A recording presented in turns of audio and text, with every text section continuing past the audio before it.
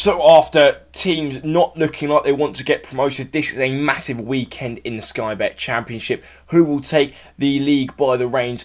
Well, I'm going to be predicting all of this week's action. Starting off at the King Power, where Leicester desperately need to bounce back from 2 games in a row, both losing them. I think they will. I say it every time, their quality has to shine through at some point. They've got such a good side for the level that they're at.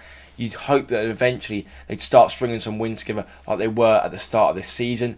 As for West Brom, they're also a team chasing for something, but they also have dropped off a little bit in recent weeks, which gives me hope for Leicester that they will go on to win this game.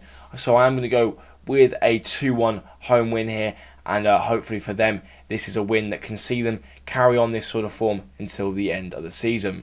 Next up, it is Huddersfield versus Swansea. Huddersfield still desperately needing points to get themselves away from the relegation zone, but they take on a Swansea side that have won their last 2 matches and are clearly going for it, despite not having much to play for between now and the end of the season.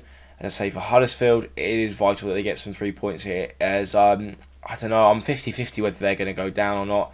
I say for them, I mean, it'd be such a shame for them to go down, as not so long ago they were in the Premier League, but it's looking increasingly likely with every single match day. But I don't think they're going to get anything from this game. I think Swansea are still a good side. They're still going for it. And I predict a narrow 1-0 away win. Next up, we're at Carrow Road, where Norwich desperately need 3 points as they are trying to fend off playoff chasing Hull City. And it's probably the worst time to play Bristol City, as they look for the first time since Liam Manning arrived in good form. And they look like they're trying to keep this up between now and the end of the season. As I say, for Norwich, it's a massive one for them. They've got to get 3 points, especially at home, but I just can't see them doing it at the minute. Bristol City looks so good, and fair play to the Robins. Despite all the criticism they've had this season, they've managed to block it out, and they're doing very well again. So I'm going to go with a tightly contested 1-1 draw, but any other side could easily win this game. So next up, it is Rotherham United versus Birmingham, and I don't think anyone, apart from Huddersfield and Sheffield Wednesday, are going to be supporting Rotherham on Saturday, as I think Rotherham fans would be quite happy to see Huddersfield and Sheffield Wednesday both go down with them. And normally I would be predicting a Rotherham loss here, but with the new manager arriving, Steve Evans is a good manager, he's done really well at Stevenage.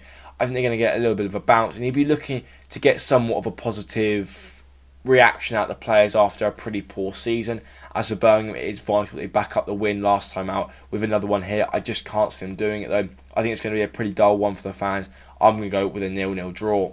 Well, from a pretty dull game to one that I'm predicting to be an absolute blockbuster, Plymouth definitely pulled the plug at the right time. As you can see, their form prior to sacking the manager and post sacking the manager, and it's really what saved them this season. An unbelievable season for Plymouth, and it's going to keep them in the league, which is a fantastic thing to see, as not many League One clubs seem to stay in the league for very long at the minute, so it is great to see them doing it.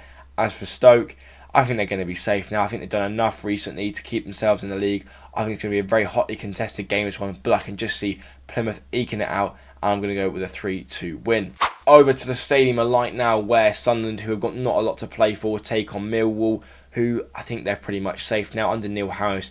They've really saved their season, and to be fair to Neil Harris, he saved 2 clubs this year. He saved Cambridge, got them into a point where they only needed a couple of wins between now and the end of the season, and from Millwall, who were in a really dire situation, getting them out of the relegation zone. So a credit to him, he's done fantastically well this season with both the jobs he's been at.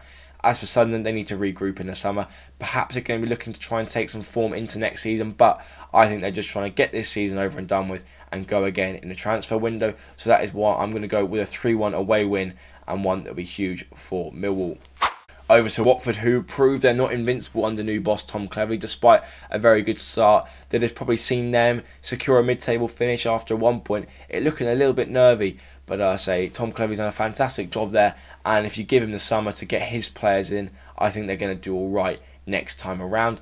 As for Hull, they seem to have bounced back, and at a really crucial time as well, with Norwich looking like they might slip up at the weekend.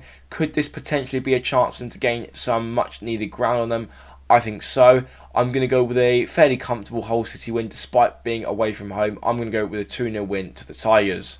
Next up, we're at Ewood Park, where Blackburn take on Sheffield Wednesday, 2 teams with really leaky defences this season, but with Blackburn getting a win last time out against a really high-flying side, I think it's fantastic to see them doing it, and it'd be such a shame to see Blackburn go down this year as former Premier League champions.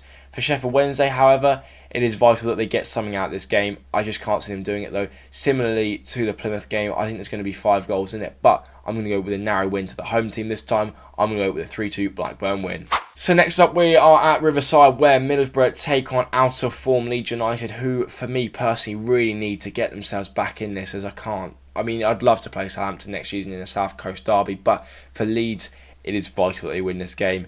I thought they were nailed on for promotion at one point. I thought it was going to be them and Ipswich, but the last 3 matches have shown otherwise, and to be fair, it's probably the worst times we play in Middlesbrough, as I look at a team at the minute that is so tough to beat. But I say my Pompey bias has got to kick on it at some point, and I really hope that they get the job done here, so I'm going to go with a narrow 2-1 win to Leeds. On to the penultimate game now, where Cardiff take on Southampton, and unfortunately in this one I just can't see Cardiff getting anything from it. They look a real up and down side, and Southampton seem to have come into form at the right point of the season. 3 wins from their last 3 matches. It looks like they may just about sneak into the automatic promotions with no one else looking like they want to win it. Like I said, I can see a fairly comfortable win here for the Saints. I'm going to go with a 2-0 away win. Over to the final game of the match day then, QPR versus Preston. Now this is a bit of a dull game. I don't really think either side's got much to play for. QPR looks safe now, and Preston look too far away from the playoffs, so this is a bit much of a dead rubber game. I say I'm going to go with a draw here. I think both sides are just going to try and get this game over and done with. A pretty boring one for the neutral, but I'm going to go with a 1-1 draw. I think both sides will definitely take the point.